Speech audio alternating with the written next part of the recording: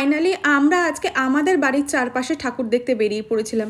আর এখানে না গেলে বিশ্বাসই করতাম না যে আমাদের চারপাশে এত অপূর্ব সব প্যান্ডেল আছে। আর লাইটিংগুলো দেখছো, আজকে জানো তো আমি সাহস করে শাড়ি পরে বেরিয়েছিলাম। সারা পুজোয় আমি দুর্গা পুজোয় বলো, কালী পুজোর প্রথম দিনকেও বলো, আমি শাড়ি পরতে পারিনি, বাবু থাকে তো সেই কারণে। আজকের ভাইয়ের বাইকে যেহেতু বাবু ছিল সেই কারণে শাড়িটা পরেছি। কেমন লাগছে কমেন্ট করে জানিও। আর এই প্যান্ডেলটায় গিয়ে দেখলাম না, অপূর্ব, চারিদিকে ছোট ছোট পুতুল নানান রকম জিনিস দিয়ে করেছিল। আর মায়ের মূর্তিটা তো অপূর্ব ছিল। ওখান থেকে চলে গিয়েছিলাম আমরা আর একটা প্যান্ডেলে, সেখানে জোরাসিক পার্কে থিম করেছিল।